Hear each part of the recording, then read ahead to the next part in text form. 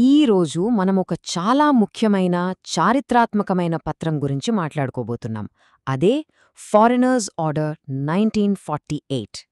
సుమారు 70 సంవత్సరాలకు పైగా మన దేశంలో విదేశీయులకు సంబంధించిన నియమాలను తీర్చిదిద్దింది ఇదే.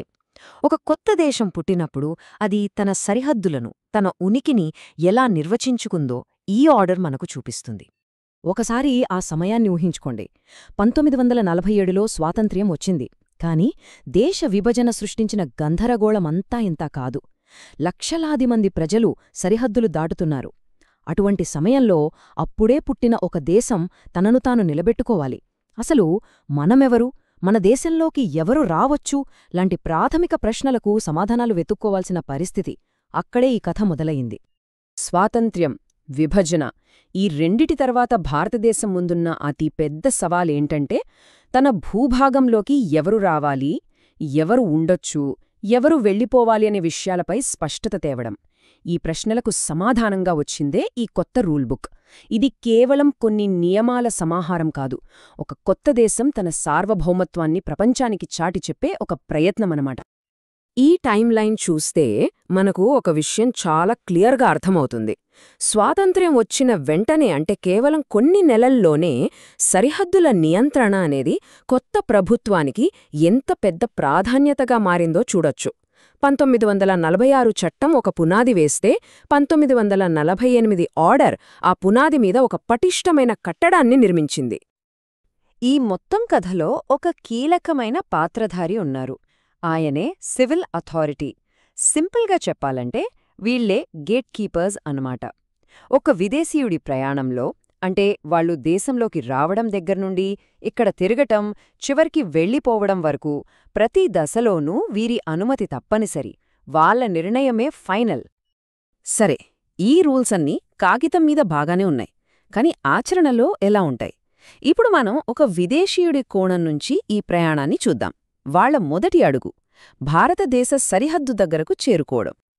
అంటే దేశంలోకి అడుగు పెట్టటం అనేది ఒక ఆటోమేటిక్ ప్రాసెస్ కాదనమాట. సరైన డాక్యుమెంట్లున్నా సరే ప్రయాణం అక్కడితో ఆగిపోయే అవకాశం ఉంది. ప్రతి ఒక్కరూ ఒక కీలక అధికారి ముందు నిలబడి వాళ్ల అనుమతి కోసం ఎదురుచూడాల్సిందే. ప్రతి అడుగు చాలా జాగ్రత్తగా పర్యవేక్షించబడుతోంది. మరి ఆ అధికారికి ఎంత పవర్ ఉంటుంది?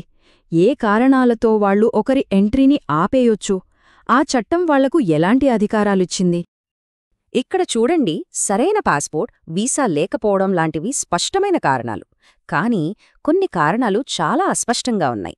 ఉదాహరణకు, మానసికంగా అస్వస్థులుగా భావించడం అనే నియమం అధికారులకు ఎంత విచక్షణాధికారమిస్తుందో ఆలోచించండి. అంటే కేవలం అనుమానం ఆధారంగా కూడా ప్రవేశాన్ని నిరాకరించే అవకాశముండేదన్నమాట.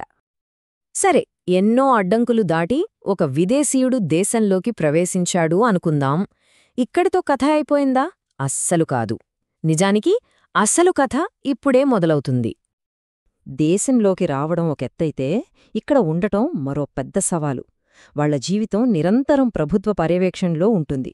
వాళ్ళు ఎక్కడికి వెళ్తున్నారు, ఎక్కడ ఉంటున్నారు అనే ప్రతి కదలికను రిజిస్టర్ చెయ్యాలి. ఇది కేవలం బ్యూరోక్రసీ కాదు, ఇదొక రకమైన కఠినమైన నియంత్రణ.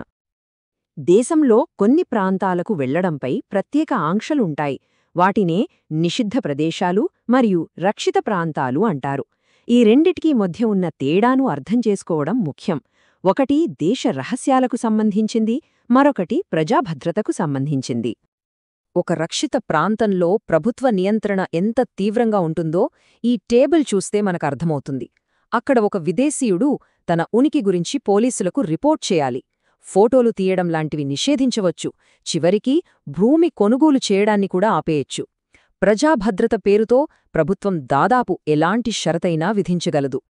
సరే, ఎక్కడికి వెళ్ళొచ్చు, వెళ్ళకూడదు అనేదానిపైనే కాదు, అసలు దేశంలో ఉండి ఏం చెయ్యొచ్చు, ఏం చెయ్యకూడదు అనేదానిపై కూడా ఈ ఆర్డర్ చాలా కఠినమైన నియమాలను పెట్టింది. ఈ లిస్టు చూస్తే చాలా ఆశ్చర్యంగా అనిపిస్తుంది కదూ? పవర్ ప్లాంట్స్ లాంటి కీలక ప్రదేశాల్లో ఉద్యోగం చేయడం సరే, అర్థం చేసుకోవచ్చు. కానీ పర్వతాలెక్కాలన్నా ప్రభుత్వ అనుమతి కావాలా? భద్రత, గూఢచర్యం లాంటి విషయాలపై అప్పటి కొత్త ప్రభుత్వానికి ఎంత ఆందోళన ఉండేదో ఇది మనకు స్పష్టంగా చూపిస్తోంది. ఈ సినిమా నిర్మాణానికి సంబంధించిన నియమం చూడండి. ఇది కేవలం భద్రతను దాటి సాంస్కృతిక విషయాల్లోకి కూడా ఈ ఆర్డర్ ఎలా విస్తరించిందో చూపిస్తోంది. అంటే దేశంలో ఎలాంటి కథలు చెప్పాలి అనేదాన్ని కూడా ప్రభుత్వం నియంత్రించాలనుకుంది. ఇంకా చెప్పాలంటే వాళ్ళెక్కడ నివసించాలి, ఎవరిని కలవాలి, చివరికి అవాంఛనీయ విదేశీయులు వెళ్లే క్లబ్బులను కూడా మూసివేసే అధికారం అధికారులకుండేది. ఈ నియంత్రణ చర్యలు ఎంత సమగ్రంగా, ఎంత లోతుగా ఉన్నాయో దీన్ని బట్టి అర్థం చేసుకోవచ్చు. సరే, దేశంలోకి రావడం చూశాం, ఇక్కడ ఉండటం చూశాం. ఇక ప్రయాణంలో మిగిలింది చివరి దశ, నిష్క్రమణ, అంటే దేశం విడిచి వెళ్లటం. మరి ఇది కూడా అంత సులభమా? రాక ఎంత నియంత్రణలో ఉందో పోక కూడా అంతే నియంత్రణలో ఉండే అవకాశముంది. దీనికి సమాధానం చాలామంది ఊహించినట్లు కాదు. దేశం విడిచి వెళ్లడం కూడా ప్రభుత్వ నియంత్రణలోనే ఉండొచ్చు. ఒక విదేశీయుడిని దేశం విడిచి వెళ్లకుండా ఆపడానికి ప్రభుత్వానికి కొన్ని స్పష్టమైన కారణాలున్నాయి. అయితే ఈ చివరి పాయింట్ చూడండి, ప్రజా ప్రయోజనాలకు అనుకూలమైనది కాదు. దీనికి నిర్దిష్టమైన అర్థమేముంటుంది? ఏమైనా కావచ్చు. ఈ ఒక్క వాక్యం అధికారులకు దాదాపు ఎలాంటి పరిస్థితిలోనైనా ఒకరి నిష్క్రమణను ఆపే అపారమైన అధికారాన్ని ఇచ్చింది. అంతేకాదు, ఇంకో షాకింగ్ విషయమేంటంటే, ఒకవేళ వాళ్లను దేశం నుంచి బహిష్కరించాల్సి వస్తే ఆ ఖర్చులు కూడా వాళ్ల డబ్బు లేదా ఆస్తి నుంచే వసూలు చేసే అధికారం ప్రభుత్వానికి ఉండేదే. రాష్ట్ర అధికారం పరిధి ఎంత విస్తృతంగా ఉందో చెప్పటానికి ఇది ఒక ఉదాహరణ. సో, మొత్తం మీద మనం చూస్తే ఈ 1948 ఫారినర్స్ ఆర్డర్ అనేది కేవలం కొన్ని రూల్సున్న పుస్తకం కాదు.